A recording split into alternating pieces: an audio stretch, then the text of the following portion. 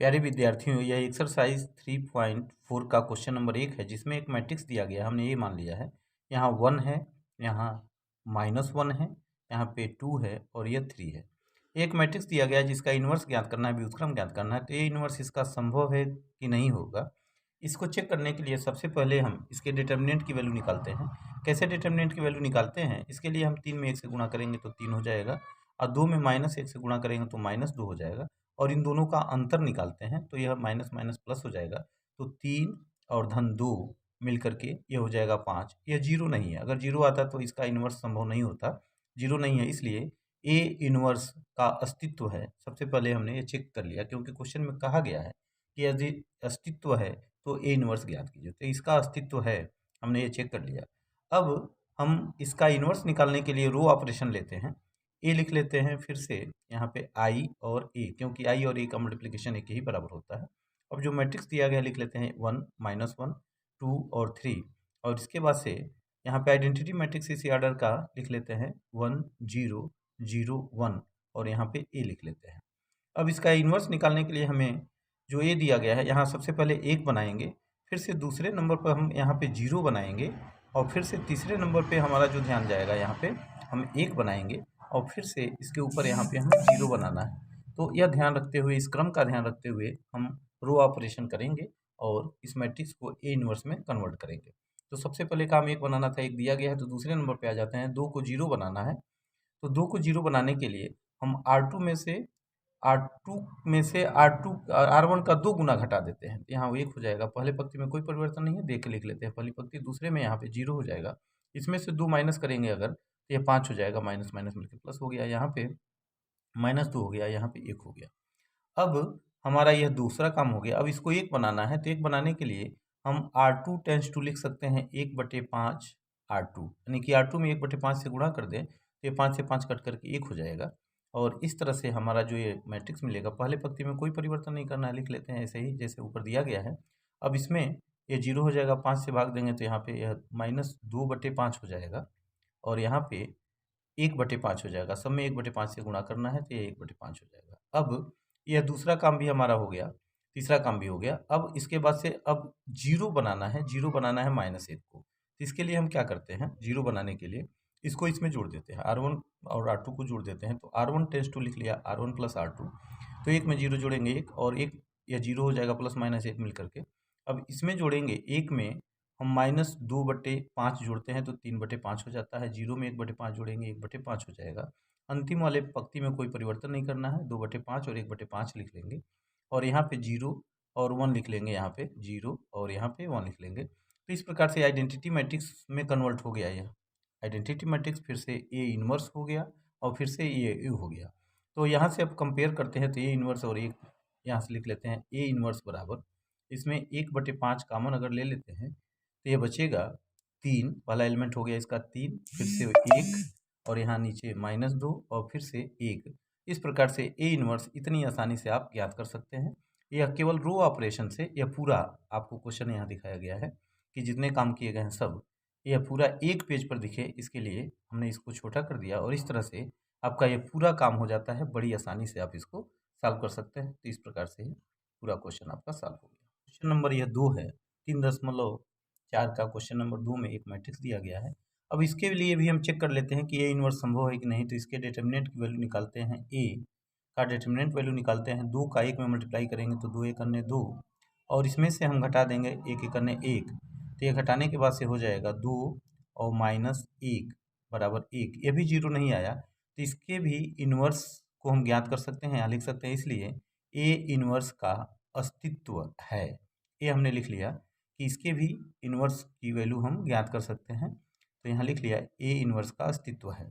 अब ये इन्वर्स निकालने के लिए जैसे पहले लिखा था ए बराबर आई, फिर से इंटू ए लिखा था।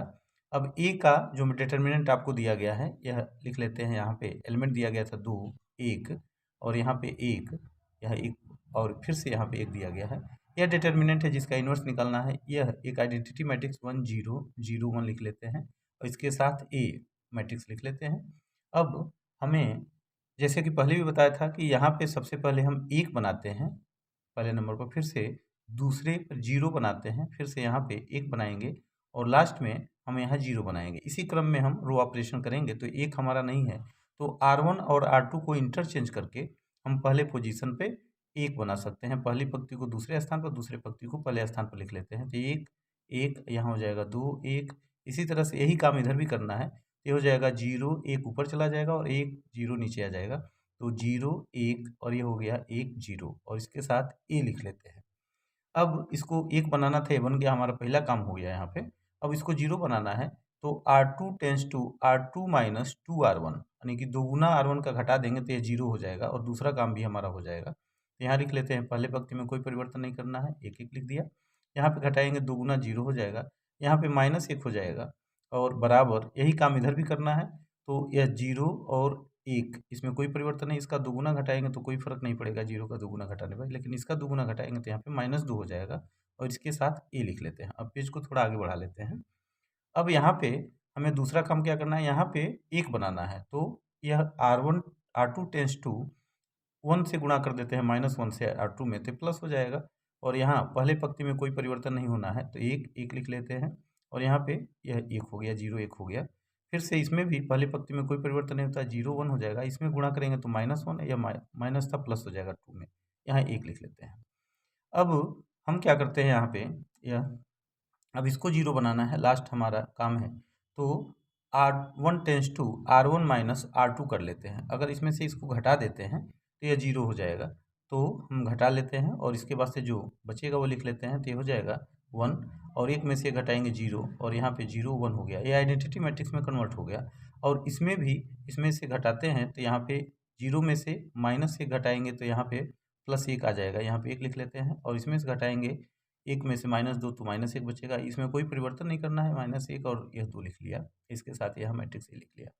तो अब आई हो गया, यह ए इनवर्स हो गया और यह ए हो गया।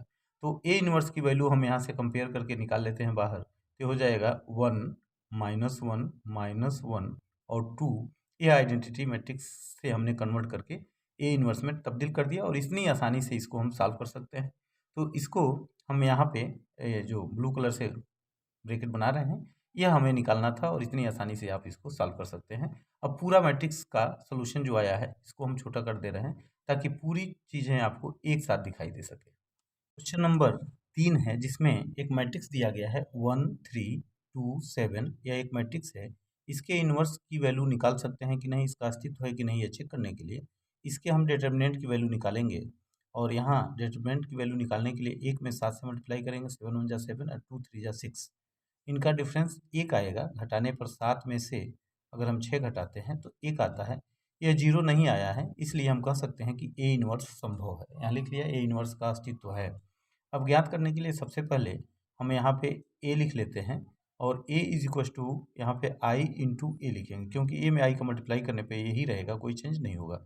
अब यहाँ पे लिख लेते हैं 1 3 2 7 और इसी आर्डर का इक्वल के बाद हम यहाँ पे एक मैट्रिक्स लिख लेते हैं। ये हो जाएगा 1, यहाँ पे लिख लेते हैं 1 1 0 और 0 1 और यहाँ पे एक मैट्रिक्स ए लिख लेते हैं। तो इस तरह से हम पहले एलिमेंट को, जो यहाँ पे 1 दिख रहा है, 1 बनाना है यहाँ पे। दूसरा काम क्या करना है कि इस पोजीशन पर हमें 0 बनाना है। 0 बनाने के बाद से अब हम यहाँ ध्यान देंगे और यहाँ पे 1 बनाना है। 1 बनाने के बाद से इसके बाद से जो हमारा चौथा काम है, यहाँ पे 0 बनाना है। इस क्रम को ध्यान में रखते हुए हम इसमें परिवर्तन करेंगे और रो ऑपरेशन करेंगे।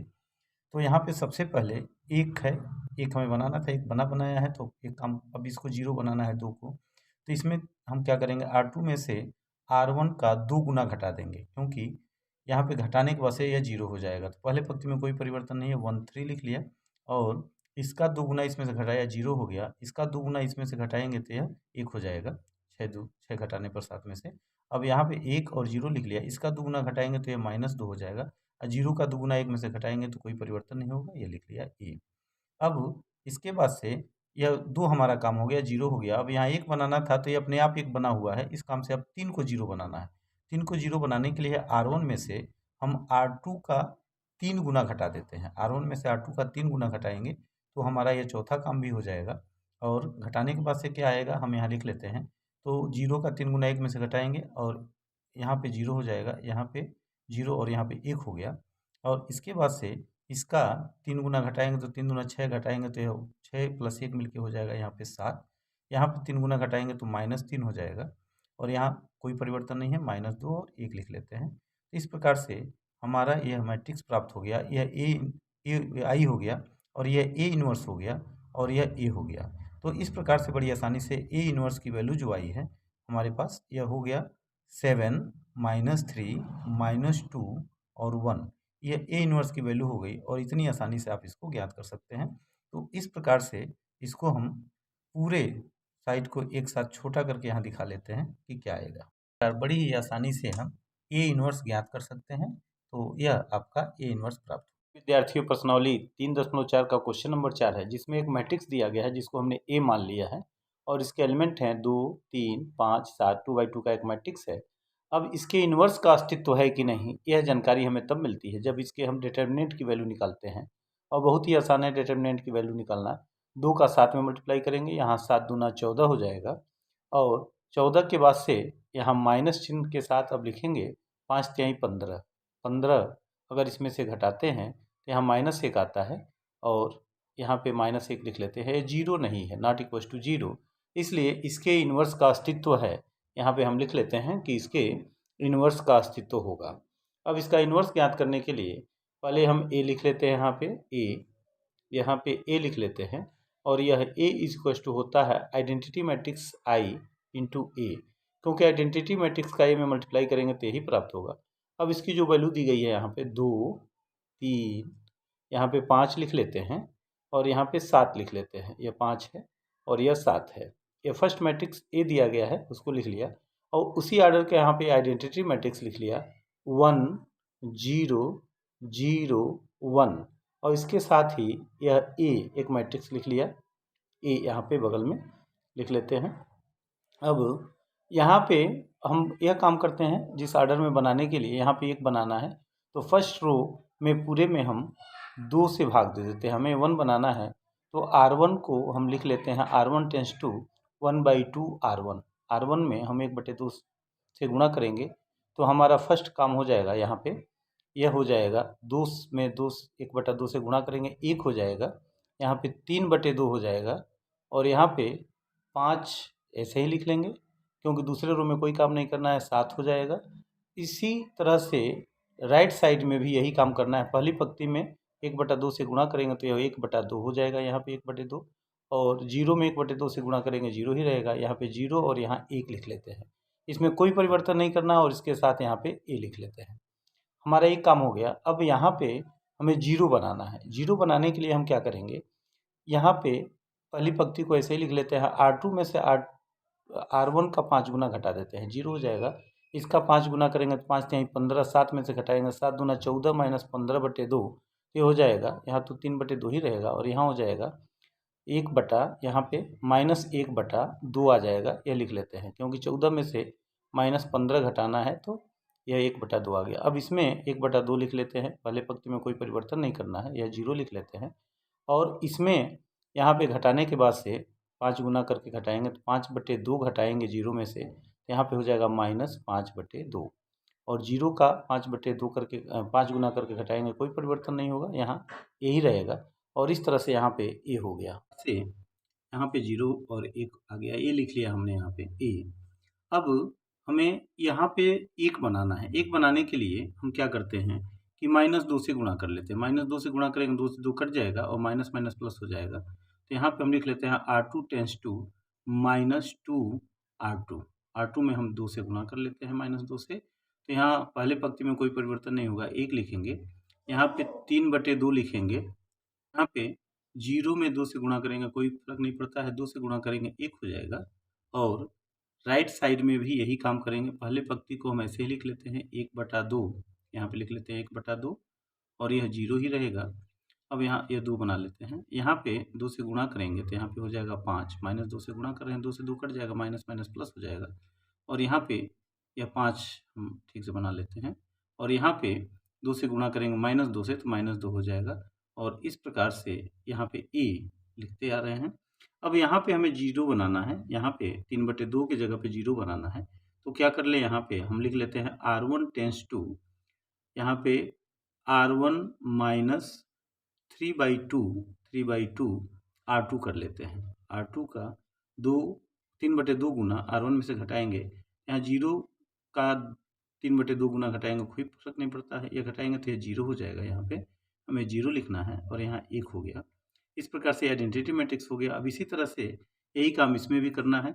इसका 3 यहाँ पे 1/2 में से हम 3/2 गुना घटाएंगे तो यहाँ पे हो जाएगा -7 और यहाँ पे 3 बचेगा और यहाँ पे कोई परिवर्तन नहीं करना है, 5 और -2 लिख लेना है। तो इस तरह से हमारा जो मैट्रिक्स ए था यह ए इनवर्स में कन्वर्ट हो गया और यहाँ पे यह आइडेंटिटी मैट्रिक्स है। हम इसको लिख लेते हैं आई, यह आई हो गया और इज इक्वल्स टू यहाँ पे ए इनवर्स हो गया यह और इसके साथ ए हो गया। तो इस प्रकार से हम ए इनवर्स की वैल्यू लिख सकते हैं। A inverse is equals to हो जाएगा यहाँ पे, इसलिए ए इनवर्स बराबर यहाँ लिख लेते हैं -7, यहाँ पे -7 लिखेंगे, 3 लिखेंगे, फिर 5 लिखेंगे और -2 लिखेंगे और इस प्रकार से यह 3 बना लेते हैं। ए इनवर्स की वैल्यू प्राप्त हो गई हमें। इतना आसानी से हमें आंसर प्राप्त हो गया और इस तरह से हम यहाँ पे ए इनवर्स की वैल्यू यहाँ पे हम जो रेड कलर से ब्रैकेट बना रहे हैं यही हमें आंसर में निकालना था।